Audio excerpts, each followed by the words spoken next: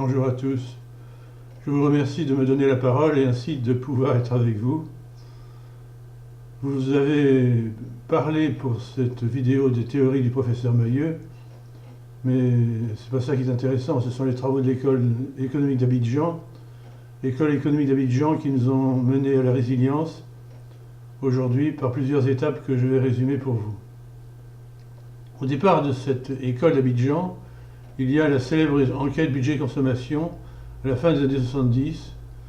Celle-ci montre la stabilité du modèle culturel, notamment alimentaire en Côte d'Ivoire, et cela avec la théorie de l'acculturation, les théories de la détermination alimentaire. Cette stabilité, on a essayé de l'expliquer à l'époque, et on l'a expliqué par l'importance du système communautaire fait de droits et d'obligations.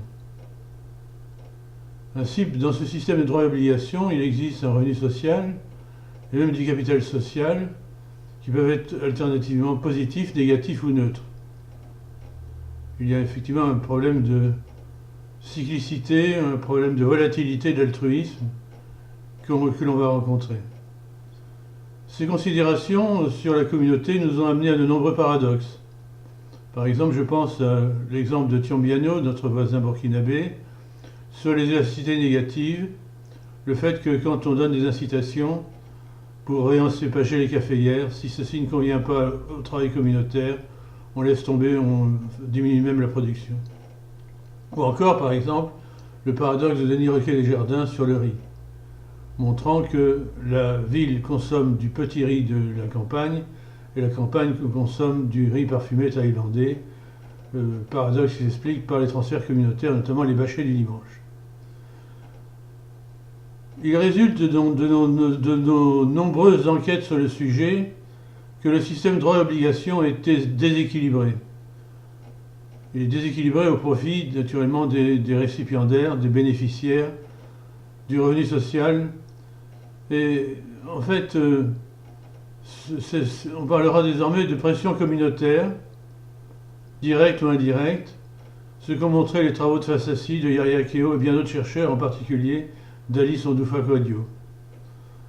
Parlons aussi des travaux de Mamadou Coulibaly, de nombreux travaux sur l'altruisme dans sa période universitaire. La Banque mondiale s'est particulièrement intéressée à ces transferts, mais qu'elle a fini par réinterpréter comme des assurances volontaires, ce que orientation théorique compris par exemple des collègues comme Fafchan ou Ravalion. En fait, le système des droits et des obligations est premier. Il change la donne en matière de répartition. Les actes les plus courants sont modifiés. Le revenu étant socialisé, il se produit le scénario du serment sur la montagne. On a l'impression que les riches, mal placés du point de vue de la pression communautaire, deviennent pauvres, et réciproquement, les pauvres qui peuvent bénéficier de cette pression communautaire deviennent, disons, non pauvres. Tout dépend dans cette mécanique des droits et des obligations de l'altruisme. De nombreuses personnes voient la pression communautaire dépasser le montant de leur revenu.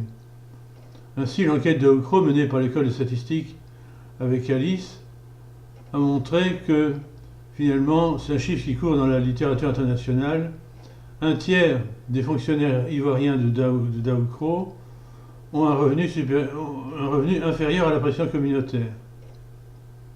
Ceci montre que la communauté et le club ne sont pas bons en soi. Ils peuvent être néfastes. Être néfaste, ça veut dire qu'ils posent des problèmes du point de vue de la solidarité, ils posent des problèmes du point de vue de l'efficacité, ils posent des problèmes du point de vue de la qualité. Et ça, c'est une donnée qui est très importante pour nous. Aucune des variables éthiques, auxquelles on va se consacrer bientôt, n'est bonne en soi. Elle peut être alternativement bonne, mauvaise ou neutre. La responsabilité, c'est finalement le premier thème sur lequel on a tant travaillé. Première variable. Une variable particulière qui peut être interprétée comme un mécanisme d'autocontrainte. Chacun est capable d'être responsable, de s'autocontraindre et trouve dans cette autocontrainte, d'une certaine façon, sa liberté. Il faut naturellement comprendre le jeu de cette responsabilité. Nous sommes a priori immédiatement responsables de nos proches, de la communauté, selon un ordre donné. Mais cette responsabilité peut être aménagée. Heureusement, nous ne sommes pas capables d'assumer les responsabilités potentielles que l'on nous met sur le dos. Nous ne pouvons pas assumer une responsabilité infinie dans le temps et dans l'espace. Il faut donc utiliser de la rationalité par rapport à la contrainte communautaire, par rapport à la responsabilité. Cette rationalité, ça peut consister à cacher ses hausses de revenus, à refuser toute aide, mettre dehors éventuellement les membres de la famille qui demandent du secours. Mais ceci n'est pas possible au-delà d'un certain seuil. On ne peut pas, par exemple, mettre toute sa famille dehors. Il y a des limites. Ces limites consistent à être raisonnables. On parlera de raisonnabilité communautaire. Et Rawls, par exemple, voit très bien cette notion de raisonnabilité communautaire, notamment dans son autocritique, mais ne voit pas, finalement, que cette raisonnabilité implique la responsabilité. Donc cette triade responsabilité, rationalité, raisonnabilité est une des premières démarches sur lesquelles nous avons travaillé. Cette responsabilité peut être immense et disproportionnée. Elle tend à être source de vulnérabilité, de fragilité, sinon de fautivité. C'est-à-dire que la disproportion, le fait que les pressions communautaires soient trop élevées, peuvent aller jusqu'à la faute. Ainsi, elle se traduit par de la souffrance pour de nombreuses personnes. Pour de nombreuses personnes, on a dit personne et non individu. La notion de responsabilité implique celle de la personne, à savoir un sujet en économie conscient de ce qu'il doit faire lui-même et par rapport aux autres, et non plus un individu désincarné. La personne est une construction selon Ricoeur, avec des capacités, parler, agir, narrer, s'imputer une responsabilité. Cette construction diffère de la capacité de scène, qui reste fonctionnelle, comme finalement, qu'est-ce que la capacité? C'est une liberté de mener la vie que l'on a envie de vivre. C'est finalement une capacité parmi d'autres. Scène n'est qu'un cas particulier d'une théorie générale des capacités. Ce schéma d'une fatalité communautaire doit être révisé en fonction de la capacité de résilience d'une ou plusieurs personnes. Effectivement, la résilience ne peut se produire que s'il y a au départ des équilibres, s'il y a souffrance. Et la résilience sera d'autant mieux comprise que ces souffrances se traduisent par une mise en cause de la structure des capacités, de Ricoeur, ou de la structure des capacités.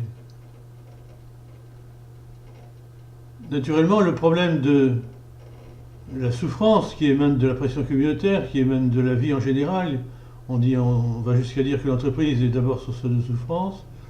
Cette souffrance doit être aménagée. Il faut pouvoir la supporter, la prévenir.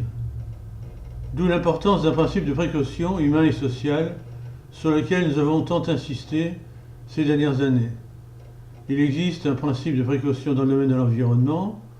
Par exemple, on veut protéger les forêts ou protéger le massif de fleurs ou les bambous qui sont de le hall de l'entreprise, mais on ne se tracasse pas suffisamment des conséquences de la souffrance des personnes en matière de problèmes humains et sociaux.